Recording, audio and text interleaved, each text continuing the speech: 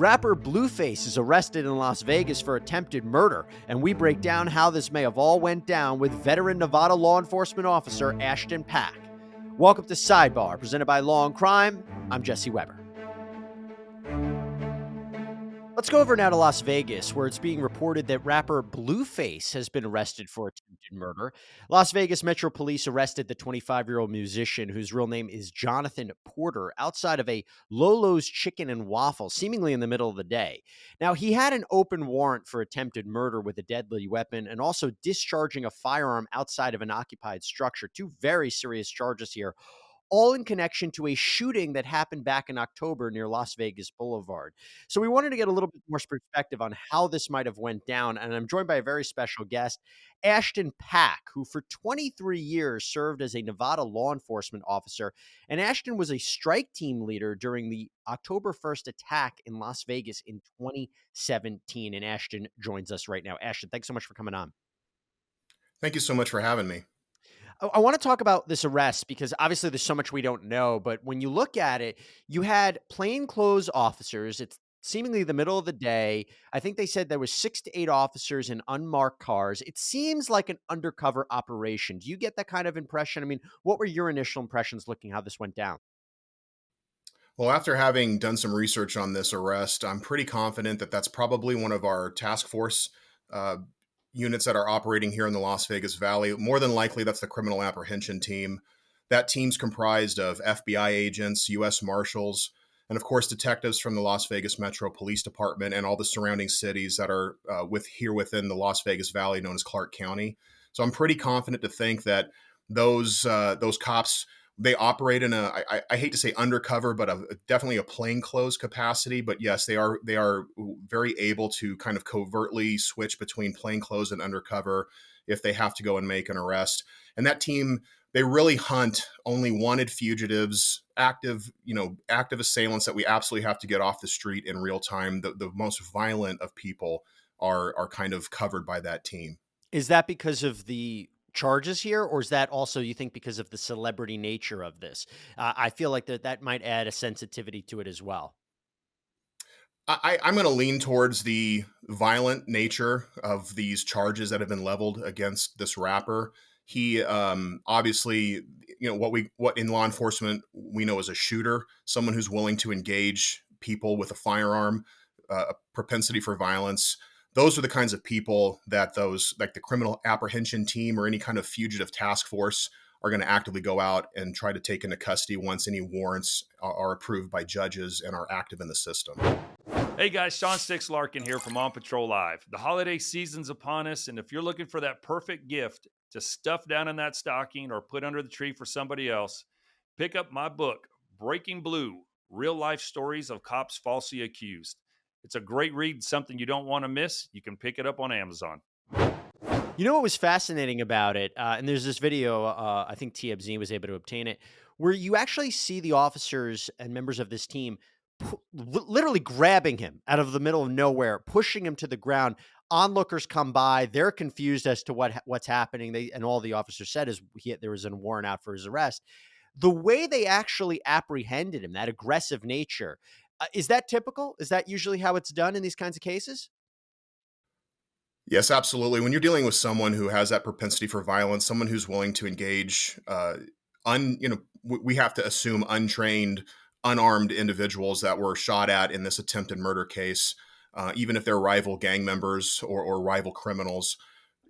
Law enforcement has to take that a kind of assertive, borderline aggressive stance when dealing with people who have that propensity for violence.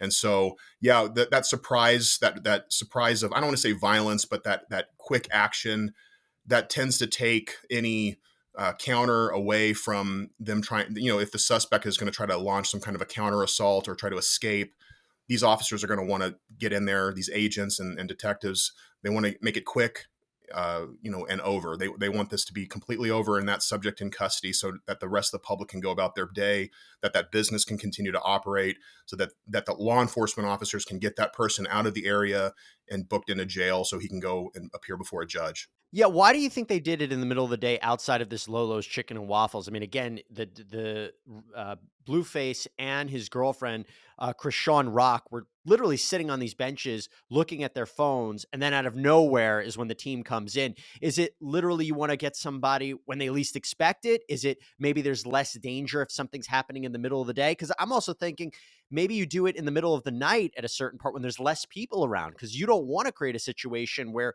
it creates a danger to anybody in the outside or a business. Why do you think they did it at that time, at that moment?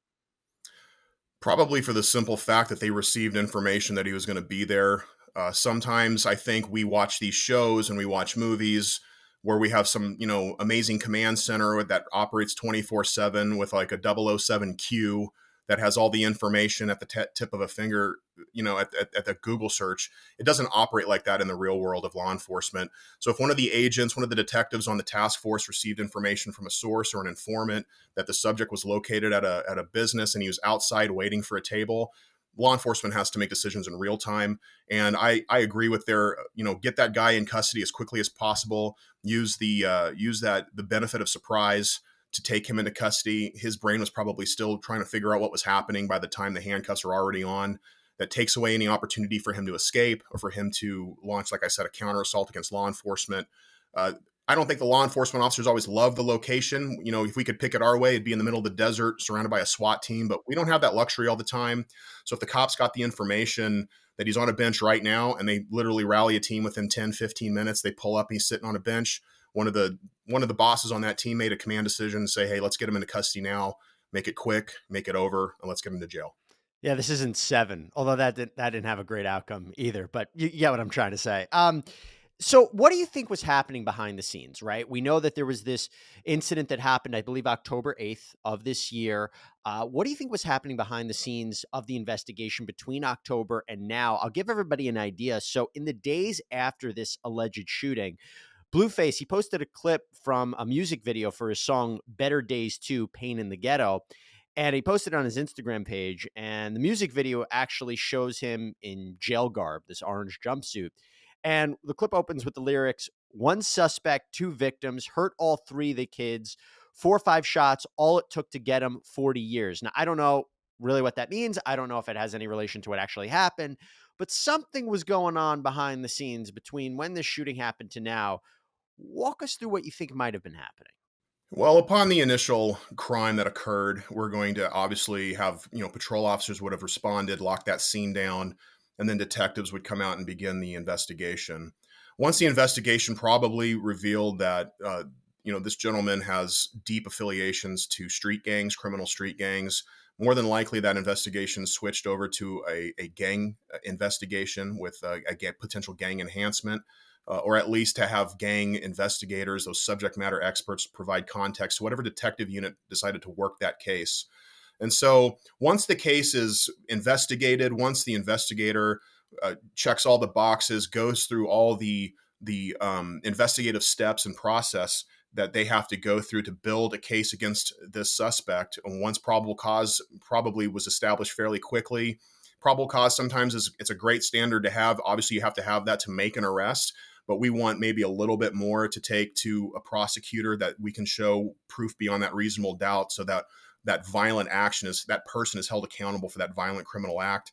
And so I think probably in the month that has transposed about this month, you've had the investigation where it has been run to ground. All the stones have been unturned. All the questions have been answered. All the briefs have been sent up to the executive staff of law enforcement across Las Vegas here in the Southern Nevada area. And once that warrant is active, once the judge approves it, it is going to be then handed over to that task force, that fugitive task force. And those are the men and women solely responsible for going out and getting the violent people in custody, because the detectives continue to work on other cases that are happening between the time that crime occurred and now. There's been dozens of more incidents here that an investigator is going to have to cover. So once the case is kind of run to ground, probable cause exists, a warrant is active in the system, approved by a judge, then the fugitive task force or some kind of criminal apprehension team will go out and look for that suspect. Lots of work, I'm sure, happening across any kind of state lines, maybe investigators from Southern California, maybe contacted. There could be all kinds of connections to Southern California because of the gang connection here. And so at a minimum, just for that situational awareness to understand what's happening amongst, Southern California gangs that obviously have an impact here in Southern Nevada, those are all being taken into account as the case is progressing. We know that he was booked into the Clark County Detention Center. Can you tell us what that institution is, what we should be expecting for him during his time there, and what should happen in the next few weeks?